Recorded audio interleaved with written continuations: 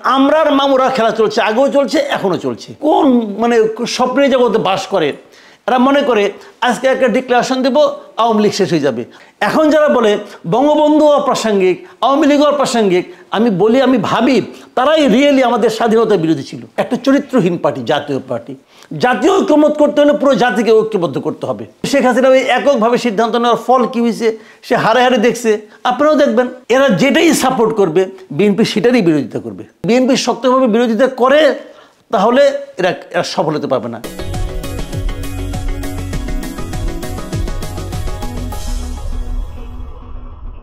আওয়ামী লীগ আমলেও আমরা দেখছি আওয়ামী লীগও অনেক জাতীয় ঐক্যমত করছে, 14 দল নিয়ে তাদের ঐক্যমত। এদেরও দেখছি একই মানসিকতা। ওই যে ছোটোবেলায় একটা প্রবাদ শুনছিলাম না, যে আমরা আর মামুরা। কারণ আমরা আর মামুরা খেলা চলছে, আগেও চলছে, এখনও চলছে।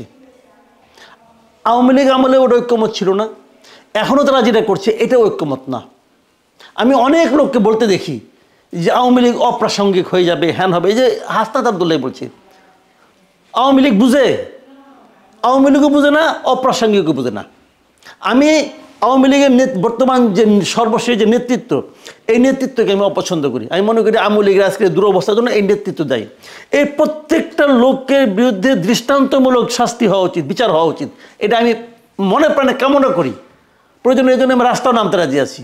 কিন্তু তার মানে এই না যে আপনি আওয়ামী লীগকে বন্ধ করে দেবেন। আওয়ামী লীগ একটা বিরাট দল, আওয়ামী লীগ একটা বিরাট দল।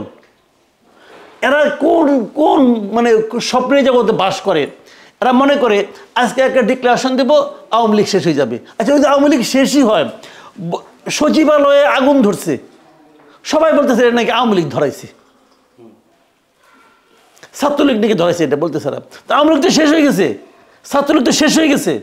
তাহলে এখনও তো আওয়ামী লীগ তো ভূত হয়ে আপনার ঘাড়ের মধ্যে চাইপা আছে। আওয়ামী লীগের ভূত তো আপনি ঘাট থেকে নামাতে পারছেন না, পারছেন না। তো যে ভূত আপনি ঘাট থেকে নামাতে পারেন না, সেটাকে আপনি নিশ্চিত করে দেবেন কেমনে করে ভাই? তো সেই দলকে আপনি অপ্রাসঙ্গিক কেমনে করে করবেন? আওয়ামী লীগের প্রসঙ্গ তো আপনারাই টাইনে আনতেছেন। যেমন আমরা আগে বলতাম যে বিএনপির তো দরকার নাই, বিএনপির প্রচার সম্পাদক তো ওবায়দুল কাদের, বলতাম না আমরা। তো এখন এই অবস্থা এরকম হয়েছে। আওয়ামী লীগকে নিশ্চিন্ন করার চেষ্টা করাটাই হবে আত্মঘাতী।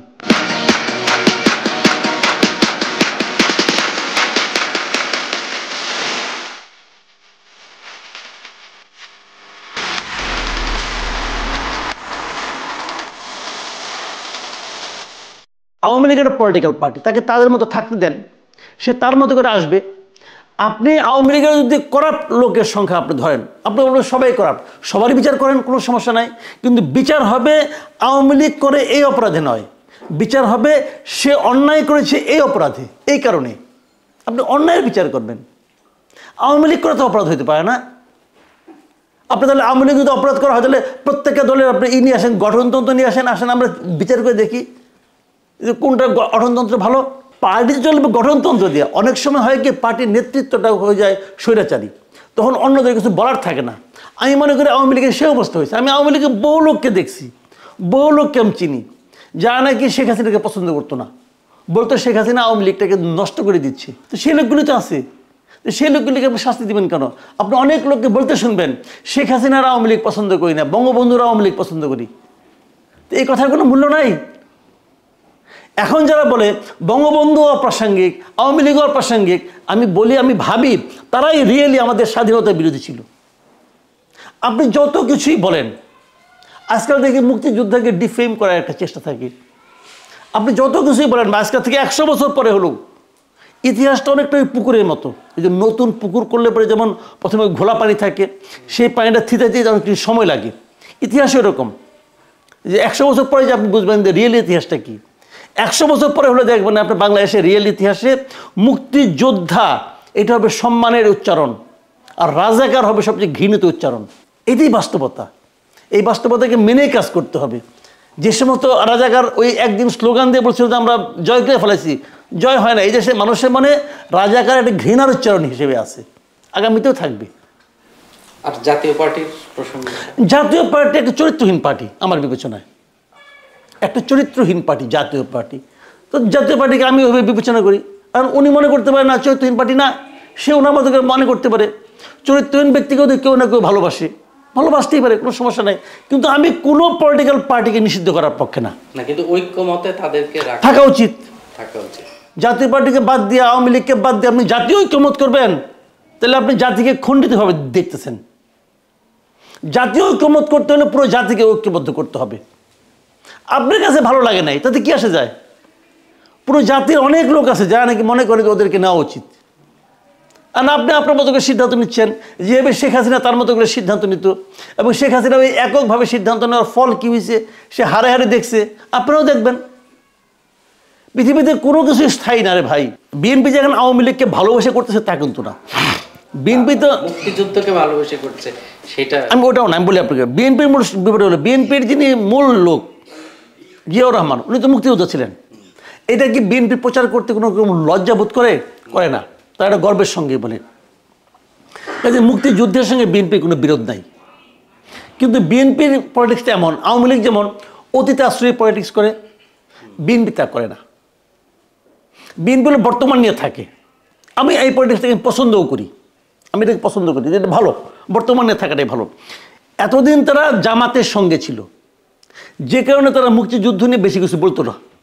কিন্তু এখন তারা বুঝতে পারছে এই মুহূর্তে তাদের প্রধান শত্রু আর আওয়ামী লীগ না।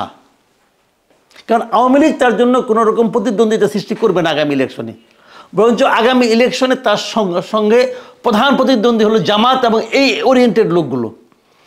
এবং তারা একটা জিনিস আতঙ্কের সঙ্গে এটাও লক্ষ্য করেছে, এই গ্রুপটা অফিসিয়ালি সরকারের সমর্থন নিয়ে বিএনপিকে মাইনাস করার একটা চেষ্টা চালাচ্ছে।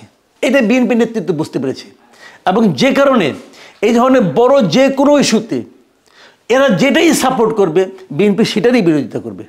আপনি নিশ্চিত থাকেন, কারণ তাদের অস্তিত্বের প্রশ্নে বিএনপি এটাই বিএনপি বুঝে ফেলাইছে যে এখন -2 আগে ছিল 111 সময়, এখনও -2 একটা প্রজেক্ট চলছে। সেই প্রজেক্টে -1 তো হয়ে গেছে, এখন দ্বিতীয় টার্গেট হলো 3। কাজে বিএনপি নিজের অস্তিত্বের স্বার্থেই এদের যে কোনো প্রশ্নে তারা বিরোধিতা করবে, এবং যদি বিএনপি শক্তভাবে বিরোধিতা করে তাহলে এরা সফল হতে পারবে না। কারণ জনসমর্থনের দিক দিয়ে বিএনপির সামনে এরা কেউ না, এরা কিচ্ছু না। এটি হলো রিয়েলিটি। এবং বিএনপি শেষ মুহূর্তে এসে বুঝতে পারছে যে তাদের মূল শত্রু আওয়ামী লীগ না, মূল শত্রু এরা।